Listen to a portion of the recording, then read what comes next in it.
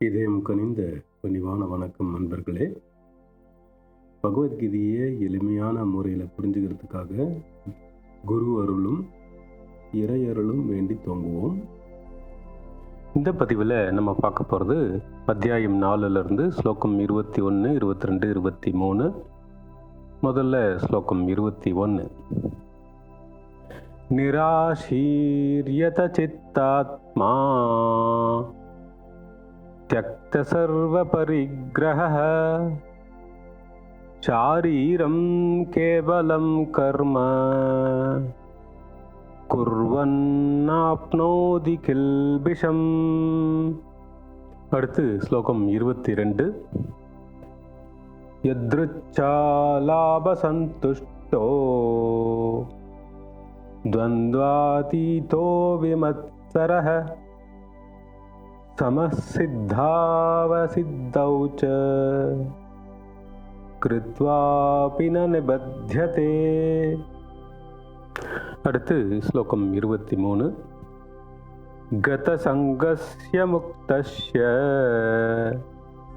ज्ञानावस्थितचेतसः यज्ञायाचरतः कर्म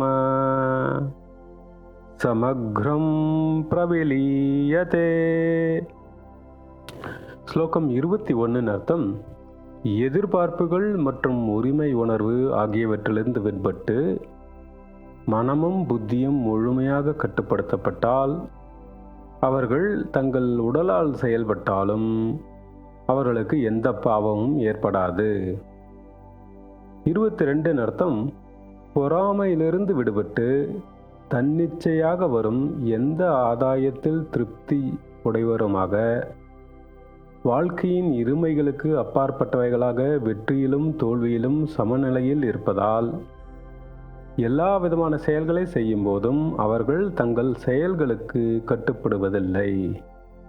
23 அர்த்தம்: அவர்கள் பொருள் பற்றுகளின் அடிமைத்தனத்திலிருந்து விடுவிக்கப்படுகிறார்கள் மற்றும் அவர்களின் புத்தி தெய்வீக அறிவில் நிலைநிறுத்தப்பட்டுள்ளது. அவர்கள் எல்லா செயல்களையும் ஒரு தியாகமாக செய்வதால் அவர்கள் எல்லா கர்ம வினையிலிருந்தும் விடுபடுகிறார்கள். இப்போ இதோட அர்த்தத்தை சிம்பிளாக புரிஞ்சிக்க முயற்சி பண்ணுவோம். இந்த 21வது ஸ்லோகத்தில் பகவான் என்ன சொல்கிறாருன்னா, நாம் செய்கிற எந்த வேலையையும் எந்த ஒரு ஆசையும் எதிர்பார்ப்பும் இல்லாமல் நிராசையோடு செய்யணும்.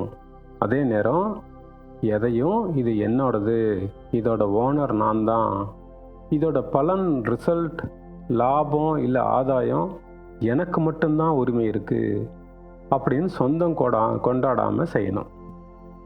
எல்லா உடைமைகளையும் கைவிட்டுவிட்டு abandoning ஆல் பொசஷன்ஸ், எந்த ஒரு உரிமை உணர்வும் இல்லாமல் செய்யணும். We have to perform our duties without having any sense of ownership or proprietorship over the possessions. மனமும் புத்தியும் கம்ப்ளீட்டாக கட்டுப்படுத்தி முழு கவனத்தையும் ஆன்மாவில் வச்சு இறை உணர்வோட ஒரு சேவையாக சர்வீஸாக செய்யணும். இப்படி நாம் நம்ம உடலால் எந்த செயல் செய்யப்பட்டாலும் ஈடுபட்டாலும் நமக்கு எந்த பாவமும் வராது அப்படின்னு பகவான் கிருஷ்ணர் சொல்கிறார். 22வது ஸ்லோகத்தில் எத்ருச்சா அப்படிங்கிற ஒரு சொல் வருது.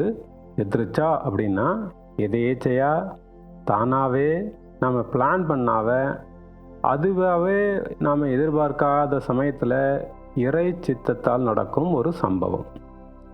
அந்த சம்பவம் நடக்கிற வரைக்கும் நமக்கு தெரியாது, அதுவாக நடக்கும்போது தான் நமக்கு தெரியும். அது ஒரு ஷாக்காவோ அதிர்ச்சியாவோ சர்ப்ரைஸாவோ கூட இருக்கலாம். இதுக்கு ராமாயணத்தில் ஒரு சம்பவம் உதாரணம். ராமபிரான் தன்னோட பட்டாபிஷேகத்துக்கு முதல் நாள் 14 வருஷம் வனவாசம் போகணுங்கிறத தெரிஞ்சுக்கிறார். இது எதேச்சையாக நடக்குது. உடனேயே அவர் அந்த சவாலை ஏற்றுக்கிட்டு சந்தோஷமாக காட்டுக்கு போகிறார். இந்த மனநிலையத்தான் இந்த 22வது ஸ்லோகத்தில் எத்ருச்சா லாப சந்துஷ்ட அப்படின்னு பகவான் ஸ்ரீகிருஷ்ணர் சொல்கிறார். அதாவது எதேச்சையாக நம்ம வாழ்க்கையில் நடக்கிற எந்த சம்பவத்தையும் சகஜமாக எடுத்துக்கிட்டு சந்தோஷமாக இருக்க நாம் பழகிக்கணும். நம்ம வாழ்க்கையில் வெவ்வேறு சமயங்களில் வெவ்வேறு விதமான நல்லது கெட்டது சுகம், துக்கம், வெற்றி, தோல்வி, முன்னேற்றம், அடிசறுக்கள், ஆரோக்கியம், வியாதி இப்படின்னு இருவேறு நிலைகளை கொண்ட 2 டிஃப்ரெண்ட் எக்ஸ்ட்ரீம் பாசிபிலிட்டிஸை சந்திப்போம். இதுக்கு துவந்த்வா அப்படின்னு சம்ஸ்கிருதத்தில் சொல்லுவாங்க. இப்படி வெற்றியோ தோல்வியோ சுகமோ துக்கமோ நாம் சமமாக எடுத்துக்க பழகிக்கணும். இயற்கையாக நமக்கு எது கிடைச்சிருக்கோ அதில் வர்ற ஆதாயம், லாபம் எதுவாக இருந்தாலும் ஒரு ஆத்ம திருப்தியோட, கண்டென்ட்மெண்ட்டோட, நிறைவாக, ஃபுல்ஃபில்டாக இருக்க பழகிக்கணும். அப்படி இருந்தால் நாம் என்ன வேலை செஞ்சிட்டு இருந்தாலும் நமக்கு எந்த தவிப்பும் இல்லை, பாதிப்பும் இல்லை. இந்த தத்துவத்தை தான் மகாகவி சுப்பிரமணிய பாரதியார் ரொம்ப அழகாக ரத்தன சுருக்கமாக இப்படி பாடுறார். தன் செயல் எண்ணி தவிப்பது தீர்ந்திங்கு, தன் செயல் எண்ணி தவிப்பது தீர்ந்திங்கு, நின் செயல் செய்து நிறைவு பெறும் வண்ணம் நின்னை சரணடைந்தேன் கண்ணம்மா, நின்னை சரணடைந்தேன்.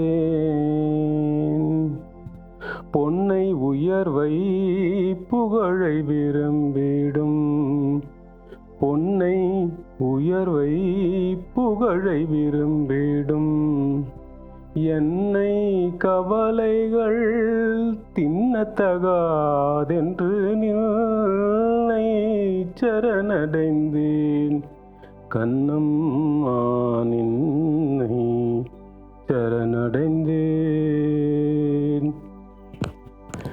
நாம் செய்கிற எல்லா செயல்களையும் நாம் தன் செயல், என்னோடது அப்படின்னு நினைக்கும் போதும், அதில் வர்ற ஆதாயத்துக்காக ஆசைப்பட்டு செய்யும் போதும் அது நமக்கு ஒரு தவிப்பை கொடுக்குது, வேதனையை கொடுக்குது. அந்த தவிப்பு, வேதனை தீரணும்னா எந்த ஒரு விருப்பும் வெறுப்பும் இல்லாமல் நம்மளோட எல்லா செயலுமே அந்த இறைவன் கொடுத்தது, நின் செயல் அப்படின்னு இறைவனுக்கு சமர்ப்பணமாக சர்வீஸ் மைண்ட் செட்டில் பண்ணும்போது தான் நமக்கு ஒரு நிறைவு, ஃபுல்ஃபில்மெண்ட் கிடைக்கும் அப்படிங்கிறார் பாரதியார். இந்த நிறைவு தாங்க சந்தோஷம். ரமண மகரிஷி இன்னும் சிம்பிளாக இருக்கும்படிக்கே இரு, இறைவன் அருள் செலுத்தும்படிக்கே செல் அப்படிங்கிறார். இறைவன் அருள் நம்மளை கண்டிப்பாக வழி நடத்தும், அது நம்ம ஆன்மீக பயணத்துக்கு சரியானதாக தான் இருக்கும் அப்படிங்கிற நம்பிக்கையில் இருக்கணும்.